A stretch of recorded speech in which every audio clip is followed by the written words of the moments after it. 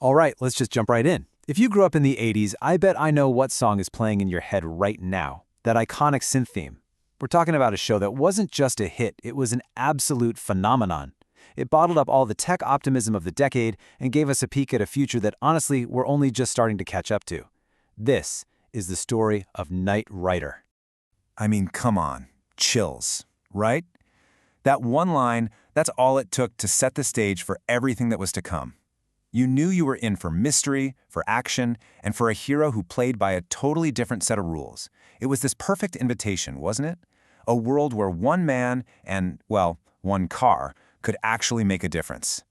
And that's really the core of it, right? What made this show so brilliant is that it took this ancient idea, the lone knight on a quest, the wandering hero who protects the innocent, and just slammed it right into the 1980s. The noble steed? It's now a souped-up Pontiac Trans Am, and his shining armor? Yeah, that's a molecularly bonded shell. Just brilliant. So, who exactly was this modern-day knight? Let's talk about the man behind the wheel. So you have Michael Knight, who is pretty much the quintessential 80s hero. The backstory is just classic. He's this cop, gets left for dead, and is basically reborn by this mysterious, super-rich guy. He gets a new face, a new identity, the whole deal. And his new job? Working for the Foundation for Law and Government, FLAG, to help out the little guy. The innocent, the helpless, against all these powerful bad guys who think they're above the law. Okay, but let's be real for a second. Michael Knight was cool and all, but we all know who the real star of the show was. It was his partner. And that partner was KITT. Knight Industries 2000. Right off the bat, the name itself just sounds so futuristic, like something that's almost within reach. But KITT wasn't just a car. No way. He was a full-blown character. He was a thinking, feeling, and let's not forget, often very sarcastic partner.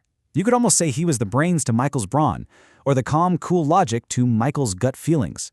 And the tech. Oh man, the tech felt like something straight out of a sci-fi dream, but it also felt kind of believable, You had the molecular bonded shell, which basically meant he was invincible. You had turbo boost, which let him jump over pretty much anything.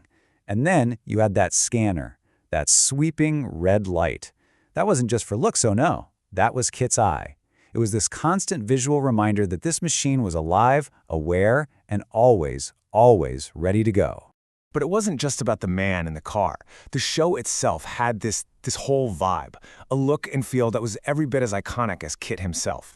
What I love is this incredible visual clash the show had going on. One minute, you're in the middle of the night on these dark, rain-slicked city streets with neon signs glowing everywhere.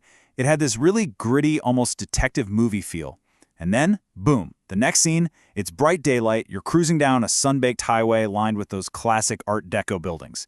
It's this back and forth that really gave the show its own unique taste. And you have to remember, this was not your typical TV show look for the time. Not at all. It felt cinematic. The creators really put the effort in to make it feel expensive, futuristic. Think about how they always shot KITT, right? From these low, dramatic angles, making him look like an absolute superhero against those amazing backdrops. It just took the whole show to another level. And their missions didn't just stick to the city streets. Nope, this crusade for justice took Knight and KITT all over the place. And that's really what made every episode feel like a mini-movie. One week, they're tearing through the desert, kicking up dust everywhere. The next, they could be carefully making their way through some snowy, treacherous mountain pass. It proved that KITT wasn't just a cool city car. He was an all-terrain, all-purpose justice machine. Whatever the mission threw at him, he could handle it. So okay, we've got the hero, the car, the incredible style. But what about its legacy? All these years later, what did it really leave behind? Seriously, think about it. It's been 4 decades. So many other action shows from that era have totally faded away. So why this one? Why do we still talk about KITT? What is it about this car that just stuck with us? And for me, this is the absolute key. You have to think about the sci-fi of the time. AI was usually the bad guy, right? You had HAL 9000, you had the Terminator. AI was something to be afraid of. But then along comes Knight Rider, and it gives us KITT, an AI who was a good guy, a protector, a genuine friend. It was this incredibly optimistic idea that technology could be a force for good. It really gave a whole generation a different way to think about what a team-up between a person and a machine could actually be. And in the end, that's what happened. KITT just burst right off the TV screen and became something more. He became a symbol. A symbol of cool, a symbol of the future we all wanted. That perfect, sleek black design, that pulsing red light, and of course, that voice. You put it all together, and you have an icon that is just as powerful and recognizable today as it was way back then. Which, of course, brings us right back to now. Think about it. Our cars talk to us, they give us directions, some of them can practically drive themselves. We carry AI assistants around in our pockets every single day. Back then, the show was pure fantasy, but it definitely planted an idea, didn't it? An idea of what could be. So when you look at all the smart tech in your life today, you kind of have to wonder, are we finally living in the future that Knight Rider dreamed up for us?